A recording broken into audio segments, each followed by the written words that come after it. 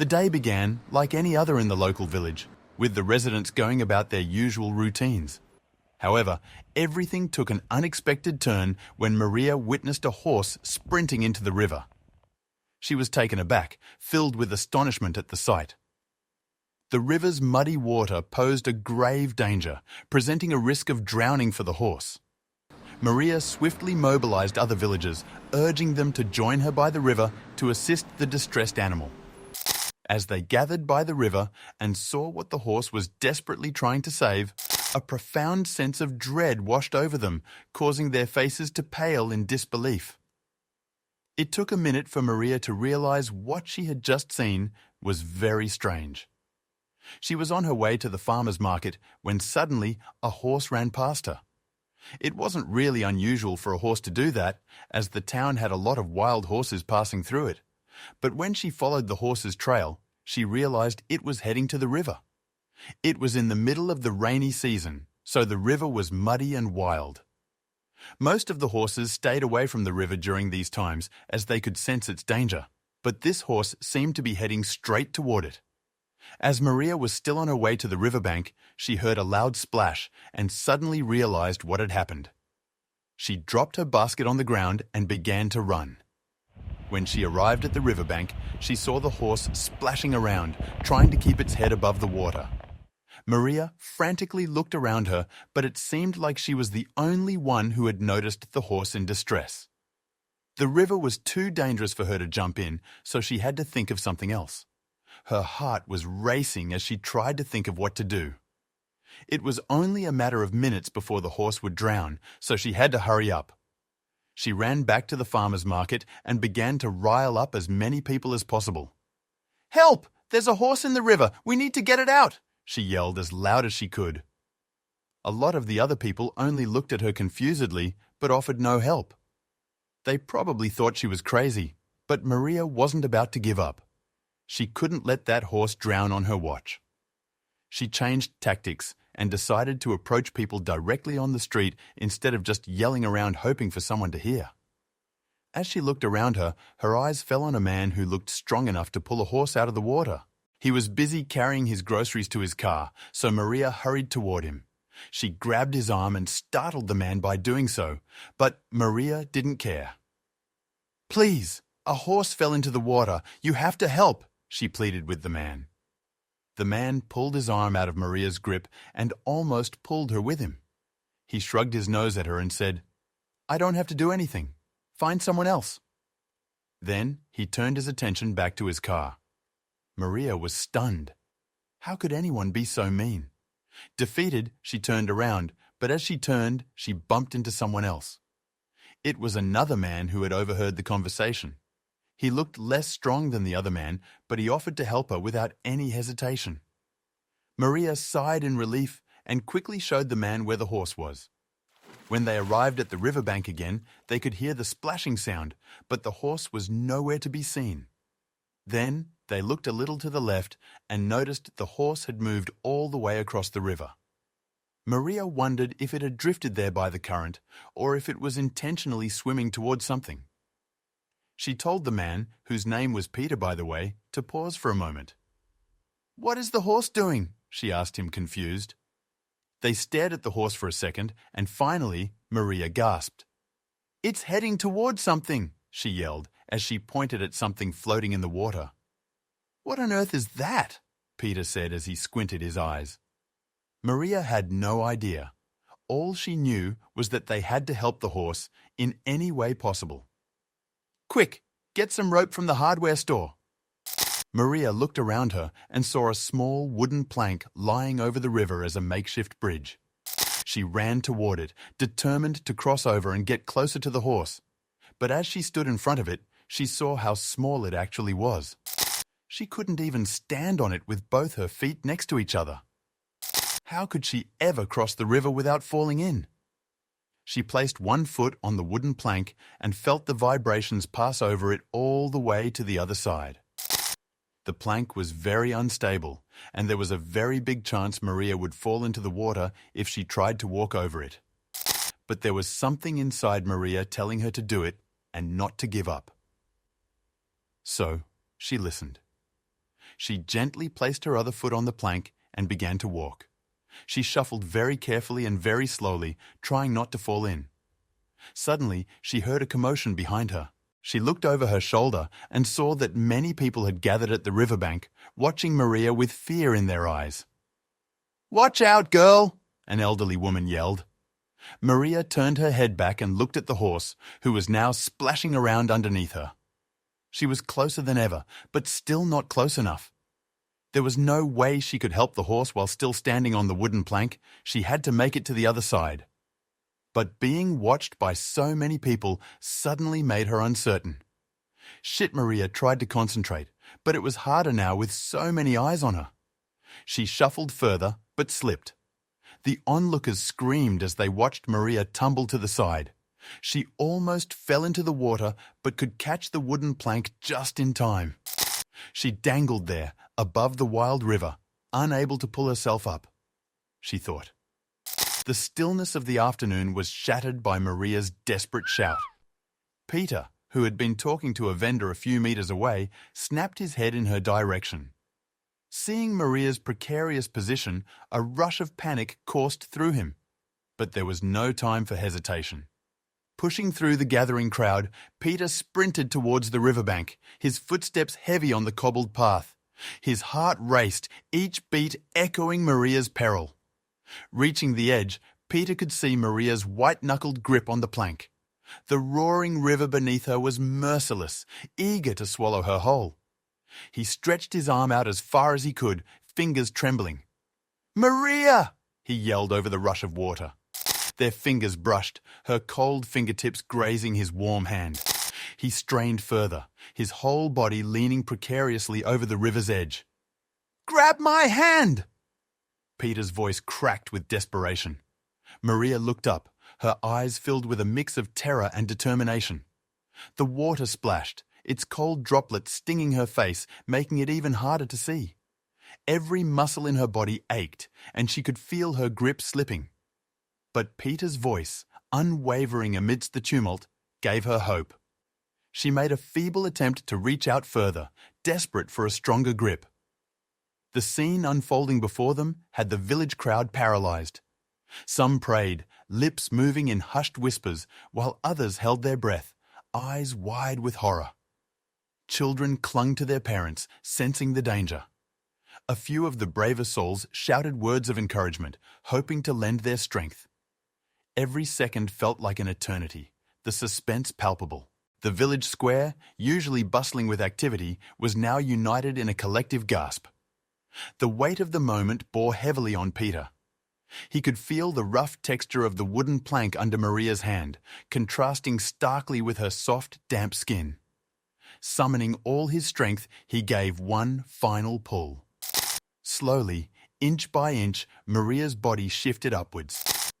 Just as her strength seemed to desert her, Peter's grip tightened. The village erupted in a mixture of cheers and sighs of relief as he pulled her to safety. Gasping for breath, Maria's eyes darted around, searching for a way out. Her fingertips felt numb, but deep within, a fire ignited. Memories of her father teaching her to never give up flooded back. Focus. You can do this. Gathering every ounce of her will, she tightened her grip on the plank, channeling a strength she never knew she had. This wasn't the end. Not here. Not now. Peter, feeling Maria's renewed vigor, braced himself. "On 3, he called. 1, 2, 3. They pulled together, two souls connected by a shared will to survive.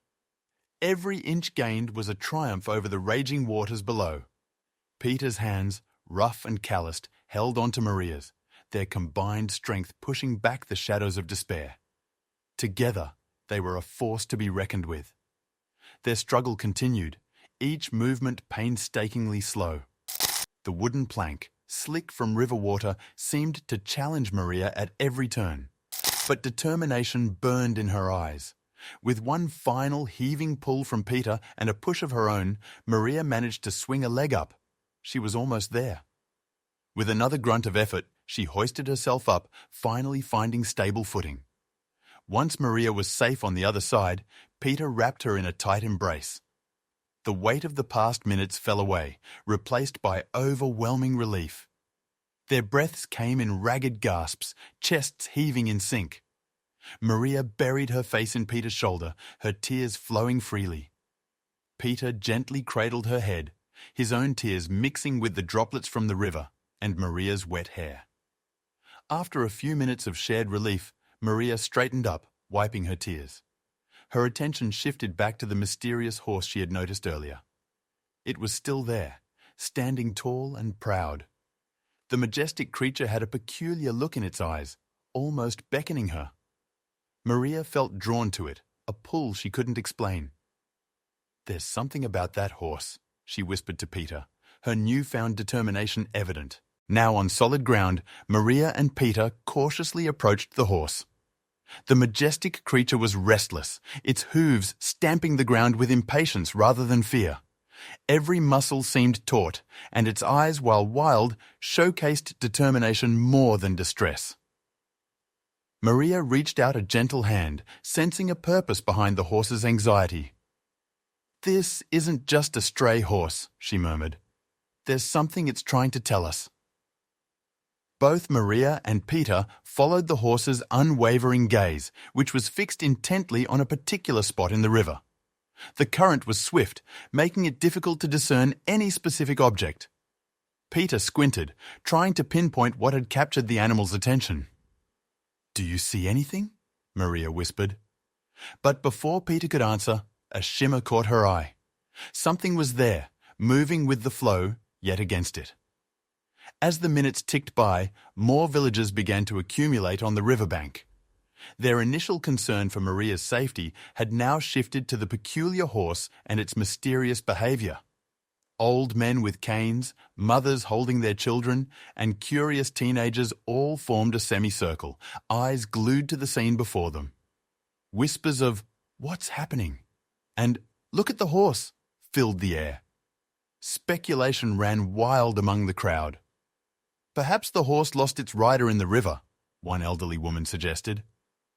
"Or maybe it's guarding a hidden treasure," a young boy excitedly added.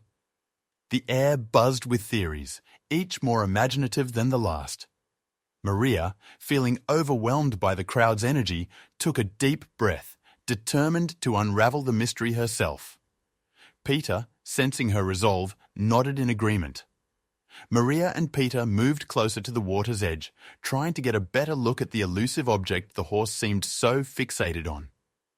With each passing second, the object became more discernible. It was large, dark, and seemed to move with a sense of purpose, despite the raging current.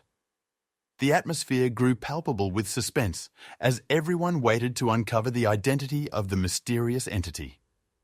Amid the chatter and speculation, an old voice cut through the air. "That horse has been coming here for days," an old fisherman declared, adjusting his wide-brimmed hat. Heads turned towards him, and soon a few others nodded in agreement. "Aye, he's right. Saw it with my own eyes," another added. The whispers grew louder, with many now looking towards the fishermen for answers, their seasoned eyes revealing memories of the river. A younger fisherman stepped forward, his boots muddied from a morning at the river. "Today, early morning, while it was still a tad dark, I noticed this very horse. It kept pacing along the bank, eyes scanning the water, stopping occasionally, as if waiting for something or someone." His statement added more layers to the already thickening plot. The crowd grew silent, pondering on this new piece of information. Maria's mind raced. The pieces of the puzzle began taking shape in her head. "This isn't just about today," she mused.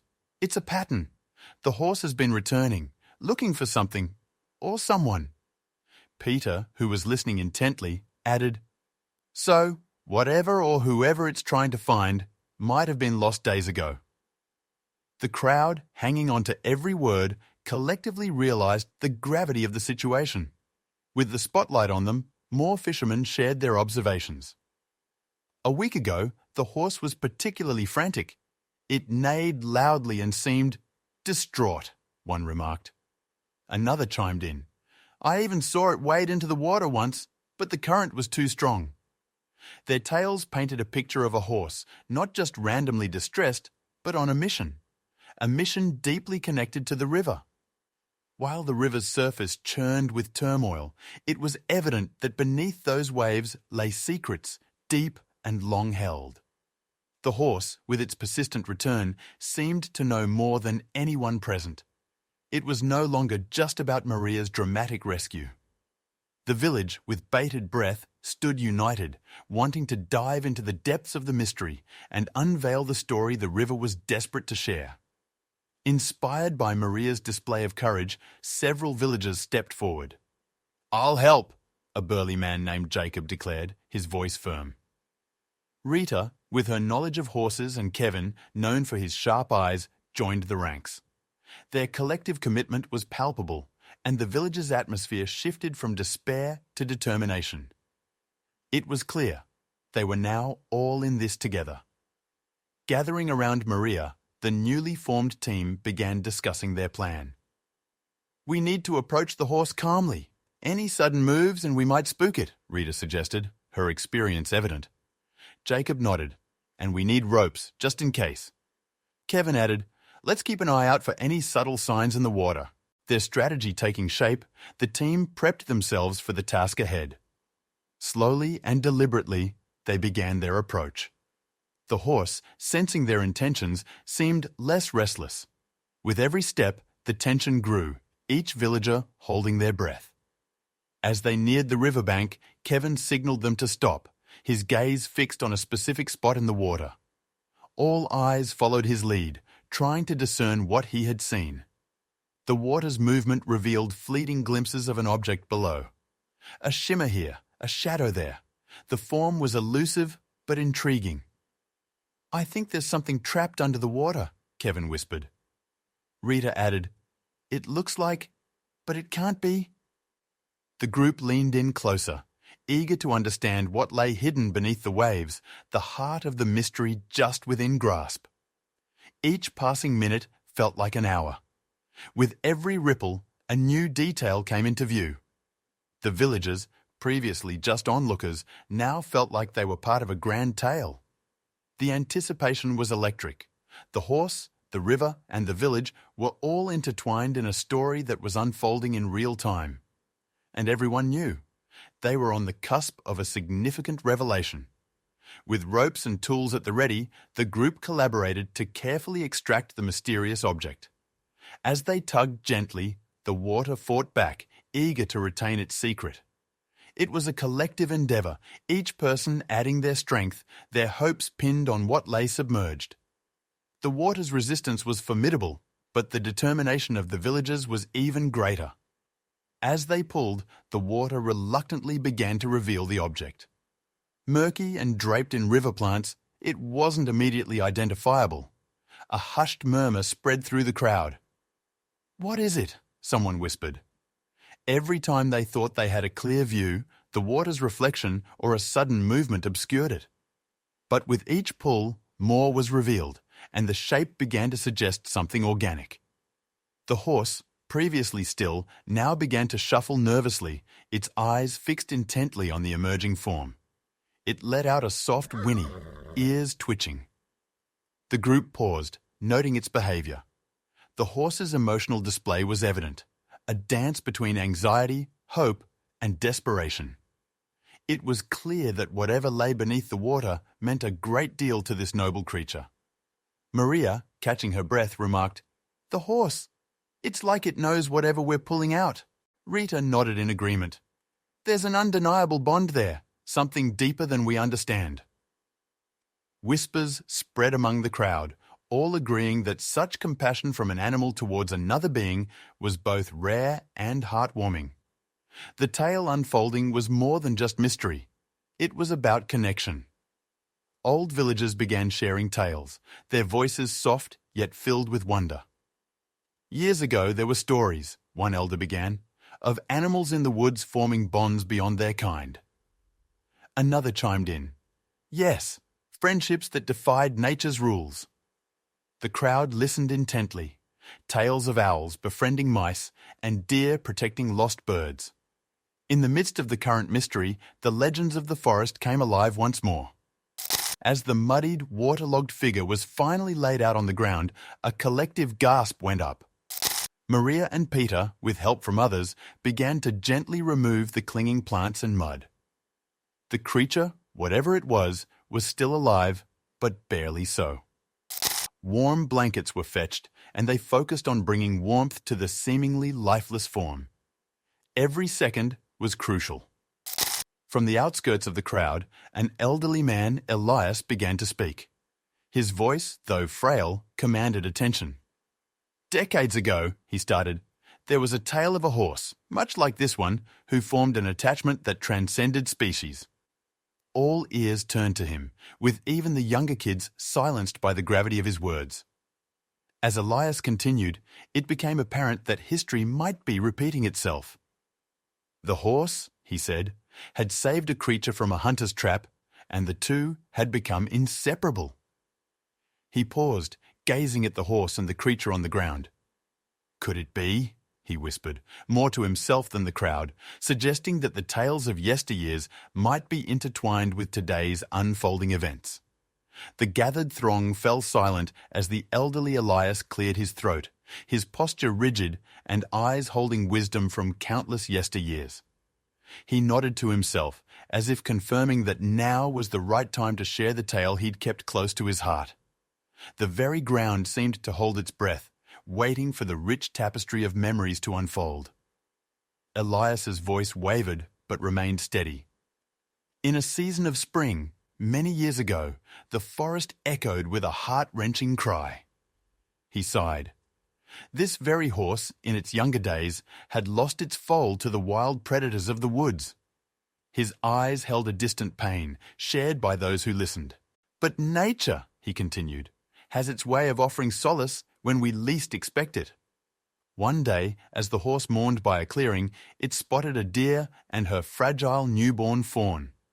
The deer, injured and weak, approached the horse, an unspoken plea in her eyes. The horse, understanding her silent request, gently nuzzled the fawn, forming an unbreakable bond. The trio became an uncommon sight in the forest, with the horse playing protector to both mother and child. Over time, the deer's injuries worsened, and before passing on, she entrusted her fawn to the horse. The mighty steed, heart heavy with grief, accepted the responsibility. It promised the dying deer that the fawn would always be under its vigilant watch, come what may. The forest had watched, acknowledging and respecting the horse's solemn vow.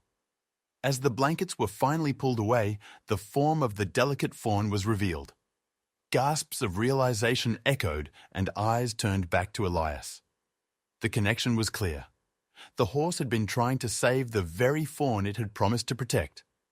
Amidst the murmurings of awe, Maria's eyes locked with the horse's, gratitude and understanding passing between them.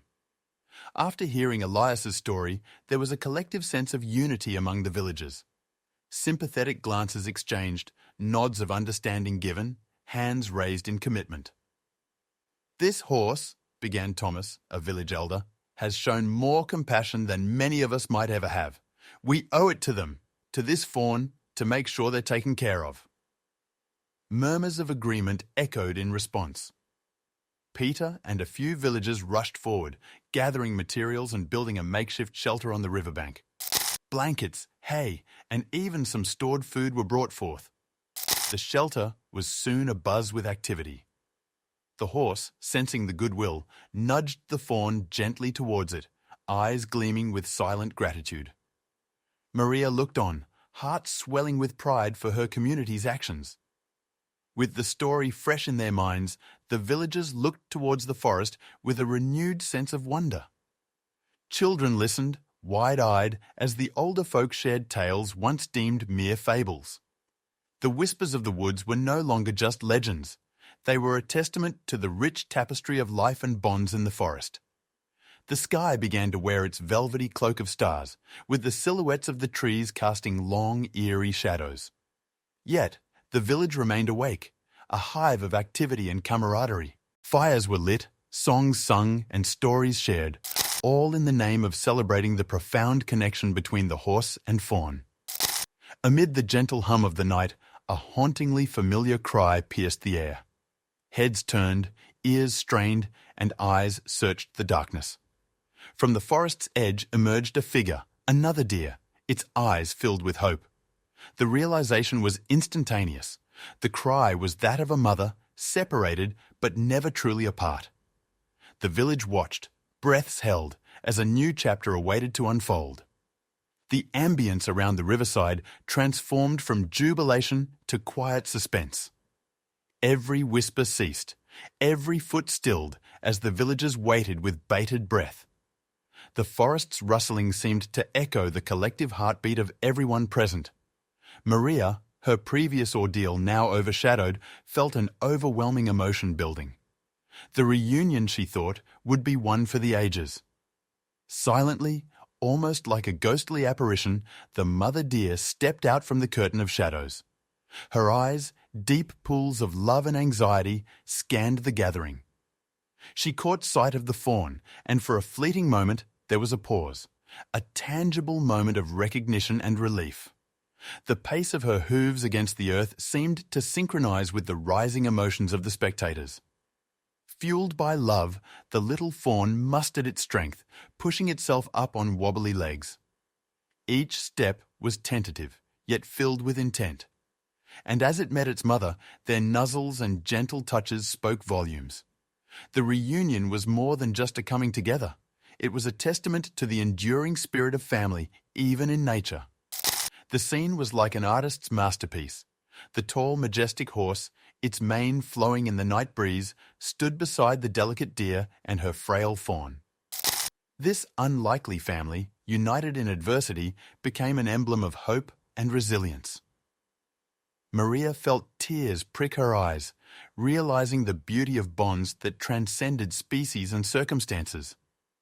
With the moon casting a silver glow, the trio began their journey back into the depths of the forest. Their silhouettes, framed against the moonlit backdrop, seemed almost ethereal. As they disappeared from view, the village was left with a profound sense of wonder and gratitude. The night's events, from Maria's near fall to this astonishing reunion, would become tales told for generations to come.